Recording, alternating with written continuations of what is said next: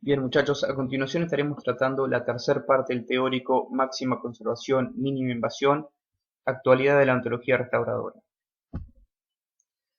Nos basaremos sobre todo en el tratamiento invasivo de la pieza dental. Y bueno, como primer concepto a manejar, lo que nos recomienda el consenso en cuanto al manejo de lesiones cariosas es un consenso que se llevó a cabo en el 2016, está publicado en Advanced Dental Research del 2016. Y bueno, la cátedra se los va a brindar a ustedes. Tenemos el consenso traducido al español para que todos puedan acceder a la información. Y bien, ¿qué nos dice este grupo de investigadores, de autores? Bueno, que los tratamientos restauradores se llevan a cabo en principio como primer factor para colaborar con el control del biofilm, ¿sí? Eh, que exista una cavidad no necesariamente significa que la tengamos que tratar por un medio invasivo, pero muchas veces lo que determina o inclina la balanza a realizar un tratamiento invasivo es que esa cavidad genera una retención de biofilm o placa bacteriana. Entonces, uno de los primeros objetivos que tendrá el tratamiento restaurador justamente es colaborar con el control del biofilm. Lógicamente que también será proteger el complejo dentino-pulpar, restaurar forma, función, estética y generar en ese proceso el menor daño posible. Entonces, ¿cuáles son los objetivos de la remoción de tejido cariado? Como primer punto, crear condiciones para una restauración duradera, ¿sí? Preservar el tejido sano y remineralizable lo más que se pueda. Fundamental lograr un sellado suficiente. Si nosotros no trabajamos las superficies, las paredes y las dejamos en condiciones para lograr un sellado con el material adhesivo, bueno, todo el tratamiento fracasará en el corto plazo. Y lógicamente mantener la salud pulpar y y maximizar el éxito de la restauración. Entonces, ¿cuándo realizaremos tratamientos invasivos? ¿Cuándo nos inclinaremos a realizar este tipo de tratamientos? Bien, cuando las lesiones cavitadas cariosas ya no son higienizables, ¿sí? Cuando el paciente no puede remover el biofilm de la zona y ese biofilm queda entrampado en esas cavidades, vamos a tener que sí o sí optar por un tratamiento invasivo, como mencionamos hoy, para colaborar con ese control de biofilm. Eh, También cuando el sellado ya no es una opción, ¿sí? El sellado, como veíamos en la segunda parte, nos va a facilitar y dar una mano y va a ser una opción bien importante para una cantidad de situaciones clínicas, pero ya cuando, lo que mencionábamos en la segunda parte, ya cuando esa lesión en tejido dentinario avanza del tercio externo hasta el tercio medio o inclusive al tercio más cercano a la pulpa, bueno, el sellante ya no es una opción, ¿sí? Porque hay tal grado de destrucción en dentina que si nosotros no eliminamos ese tejido dentinario y colocamos un sucedáneo dentina, como puede ser, por ejemplo, un ionómero de vidrio, y por arriba reforzarlo con una resina compuesta, bueno, puede ser que la pieza sufra algunas fracturas, se clive, etcétera. Entonces, cuando el sellado ya no es una opción, ahí estaremos pensando en realizar un tratamiento invasivo que involucrará, bueno, abrir de forma lo más conservadora posible ese esmalte afectado, eliminar el tejido cariado y restaurarlo en un material adhesivo, ¿sí? Esta es una recomendación fuerte, y así se llama, así se denomina cuando la recomendación es importante, es una recomendación fuerte del consenso del manejo de caries. Y bueno, Carvalho va por la misma línea, nos dice que en las lesiones cavitadas, donde el control del biofilm dentro de la cavidad ya no es posible, así como en las lesiones cariosas profundas, el tratamiento operatorio, o sea, el tratamiento operatorio invasivo, será necesario con el fin de detener el progreso de la lesión. Y bueno, cuando nos referimos a lesiones cavitadas no higienizables, nos estamos refiriendo a esto, muchachos, ¿sí? Ya hay una cavidad evidente, clara, bien delimitada en cuanto a su tamaño. Eh, Ahí el depósito de biofilm en el fondo de esa cavidad es imposible removerlo con higiene, con cepillo dental. Entonces, en este caso ya estamos frente a una pieza dentaria que requiere un tratamiento invasivo, ¿sí? Que requiere abrir un poco los márgenes de esmalte, remover de forma selectiva ese tejido cariado, ¿sí? muchas veces una situación como esta tiene una imagen radiográfica como esta, ¿sí? Toda esa zona radiolúcida, esa media luna bien importante, bien oscura, que tiene una profundidad importante, ¿sí? Casi que prácticamente llegando a los conos pulpares. Aquí si nosotros, imagínense que esa pieza en vez de estar cavitada estuviera sin cavitación, pero obtenemos esta imagen radiográfica, de todas maneras tendríamos que optar por un tratamiento invasivo porque no tenemos soporte dentinario para soportar ese esmalte que está socavado, ¿sí? Entonces, más allá de que esté cavitada o no, se nos presenta una imagen radiográfica de este tipo, vamos a tener que optar o vamos a tener que seguir el rumbo de la forma más conservadora posible, pero bueno, hacer un tratamiento invasivo. Les reitero que todos estos casos, muchachos, son casos que han hecho compañeros de ustedes a lo largo del curso, ¿sí?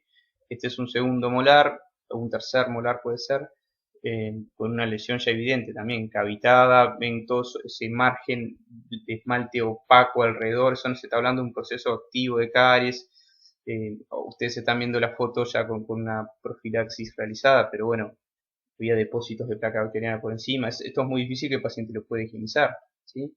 Y si nosotros no intervenimos esa pieza, bueno, el proceso carioso continuará. Ese es el mismo caso en una etapa ya más avanzada, se remueve parte del esmalte para poder acceder, ¿sí? Siempre la extensión va a ser por cura o bueno, por comodidad para poder eliminar la caries dental. El proceso de eliminación de caries continúa, ven cómo se va expandiendo lo que parecía en un principio algo relativamente una cavidad mediana, como de a poquito y una vez que uno empieza a hacer la eliminación selectiva de caries, la preparación se va ampliando y bueno, termina, no sé si se observa ahí hay una matricita, una matriz, pero termina en una preparación bien importante, ¿sí? De todas maneras, más allá del tamaño de la preparación, si ustedes ven la forma de la preparación, lo que se ha eliminado es simplemente el tejido afectado, se ha dejado todo lo posible de esmalte, incluso hay esmalte socavado por debajo de las cúspides, se mantiene una fina capa delgada allí de la pared mesial de esmalte, porque bueno, todo eso van a ser factores positivos luego para la adhesión, contar con ese esmalte disponible. Otro caso, el molar cuando se observa por primera vez, presenta una cavidad que no pareciera ser tan grande, pero bueno, luego en la imagen de la derecha, cuando se abre un poco ese esmalte, miren el tamaño y la profundidad de esa cavidad, hay tejido reblandecido por todos lados, pero vean lo profundo y lo socavado que están las cúspides, ¿sí? Las cúspides linguales, la mesiolingual y la distolingual. O sea, es una cavidad, una preparación, va a terminar siendo una preparación bastante profunda, bastante amplia.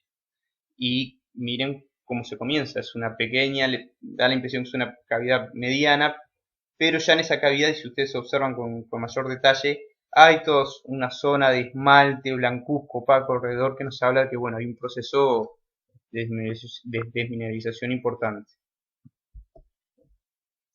Otro caso, miren este primer premolar, distal del primer premolar, hay una pequeña cavitación clínicamente visible y no sé si observan todo ese esmalte bien blanco opaco alrededor de la preparación.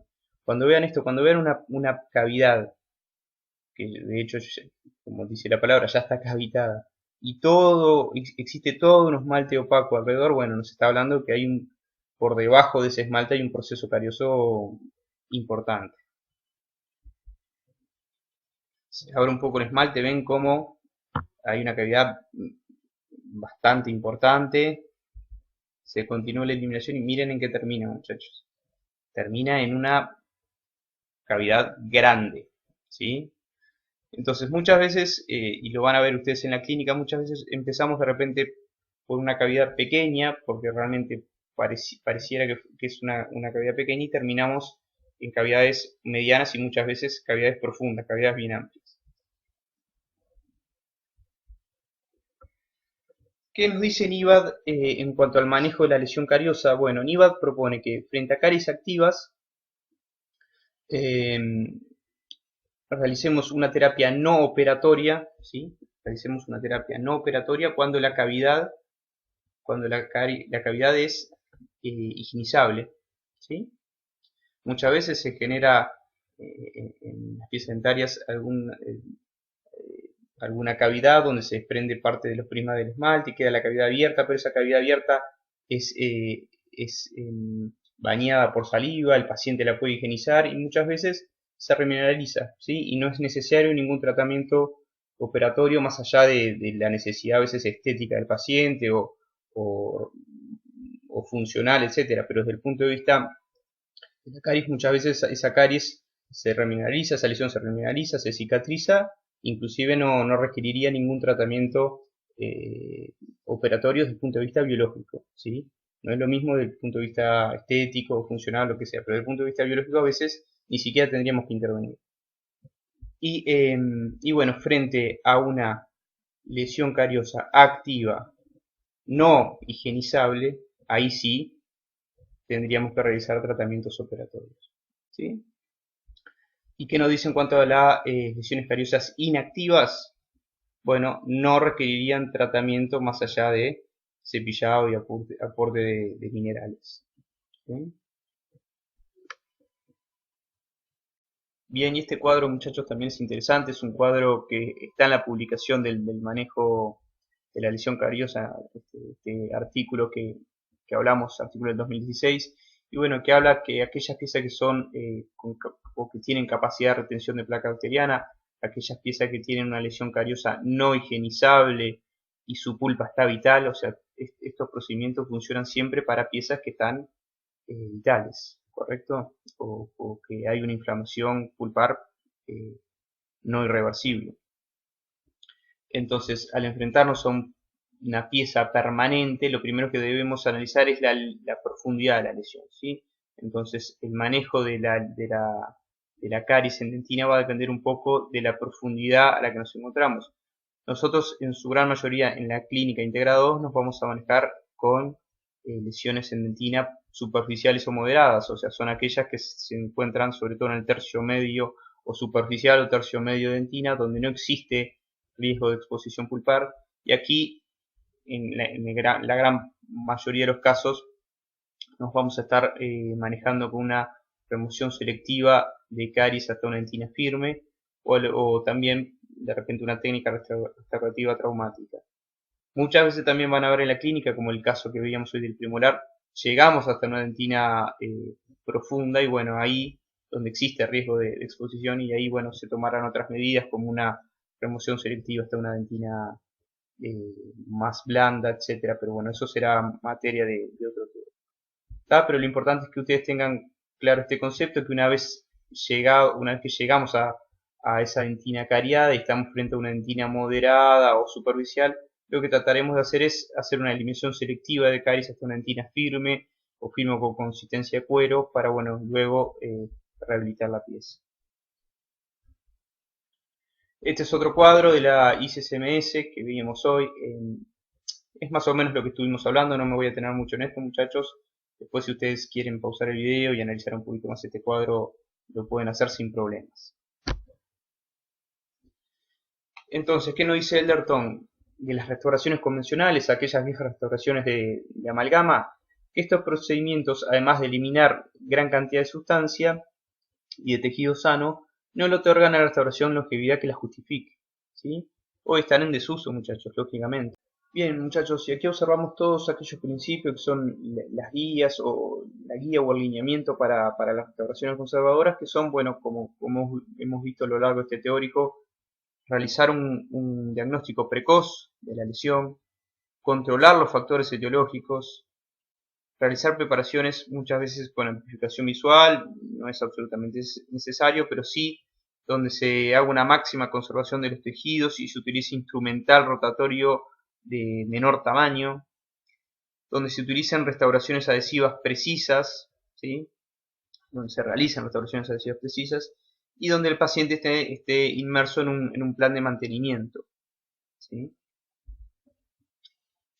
Ripa nos dice que las preparaciones conservadoras consistirá en debridar el segmento de fisura cariada, eliminar selectivamente la lesión que avance en la dentina de profundidad media y obturar el área tallada con una resina y un sellado en el resto de la fisura.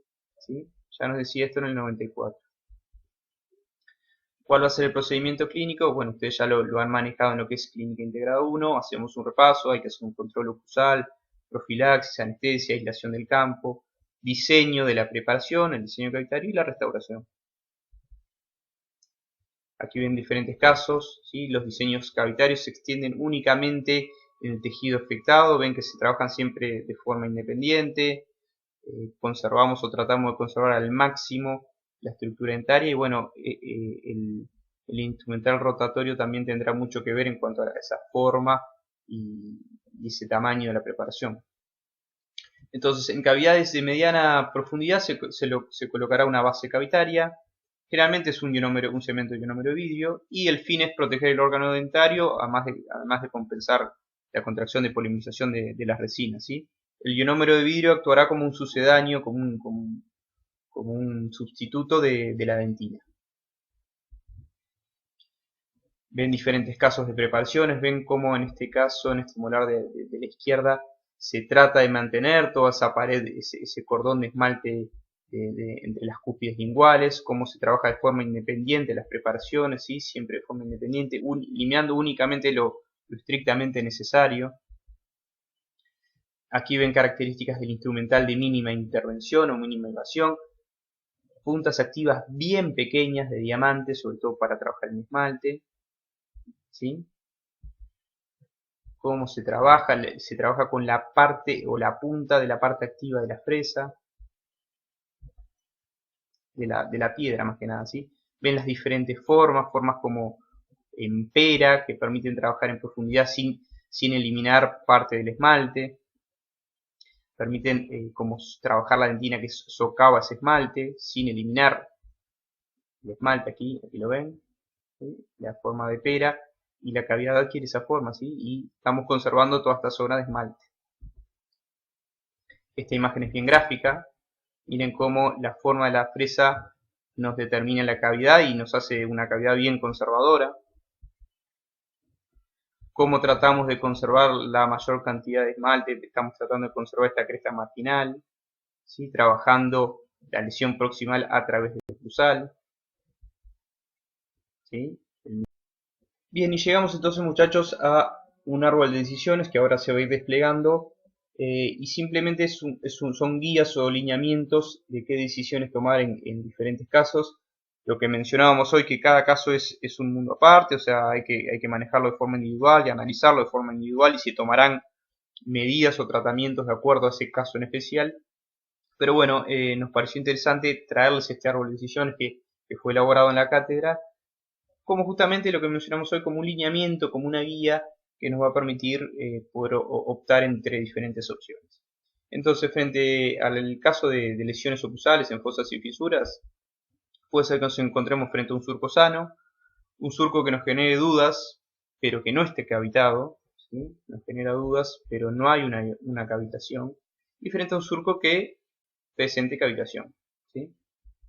Entonces, frente a un surco sano, analizaremos si es un paciente adulto joven, valoraremos el riesgo y la actividad de caries de ese paciente, el riesgo con todos aquellos factores que predisponen a que el paciente sufra o desarrolle una enfermedad, y la actividad de caries, que ya lo vimos como se valora en cuanto a la presencia de placa bacteriana, asociado a una lesión de mancha blanca, etc. Entonces, una vez valorado el riesgo y la actividad, puede ser que estemos frente a un paciente de bajo riesgo. Aquí haremos controles preventivos, el paciente se mantendrá en consulta con mantenimientos programados. O puede ser que nos enfrentemos frente a un paciente de alto riesgo. Aquí en este caso realizaremos un sellado y un control preventivo, ¿sí? Frente a la duda del surco, bueno, como mencionamos y vimos en los casos clínicos, se toma una radiografía que nos va a servir como examen complementario. Si en la radiografía no se observa ningún tipo de lesión en dentina y no hay grandes hallazgos, se valorará el riesgo de actividad del paciente y bueno, lo mismo, si es un paciente bajo riesgo, un control preventivo, si es un paciente de alto riesgo, un sellado y un control preventivo. Si en ese mismo surco dudoso tomamos una radiografía y aparece una lesión en dentina que no se extiende más allá del tercio externo de dentina, o sea, es una lesión superficial de dentina, haremos lo mismo, haremos un sellado y un control preventivo. No vamos a hacer una cavidad, no vamos a abrir ese esmalte para hacer una restauración. Eso hace unos años sí lo hacíamos, ¿sí? Donde veíamos imagen de caries en dentina, abríamos, eliminábamos y realizamos una resina compuesta. Hoy en día lo que se trata justamente de realizar es eso, es tomar una radiografía, evaluar la profundidad, que ya lo hemos visto hace unos minutos, se trata de evaluar la profundidad y si determinamos que estamos en una dentina superficial y no hay cavidad en el esmalte, se aplica un sellante de fosas y fisuras. ¿Qué sucede si en ese mismo surco dudoso y frente a una radiografía estamos en los 2/3 internos? O sea, la caries abarca los 2/3 internos, es una caries moderada o profunda. Bueno, aquí probablemente terminemos sí abriendo ese esmalte y sí haciendo una eliminación selectiva de caries hasta una dentina firme o hasta una dentina blanda, dependerá un poco de la profundidad. Pero bueno, frente a un surco que presenta duda no cavitado, la radiografía nos da que existe una caries en dentina profunda, aunque no esté cavitado, vamos a realizar una restauración. ¿Por qué?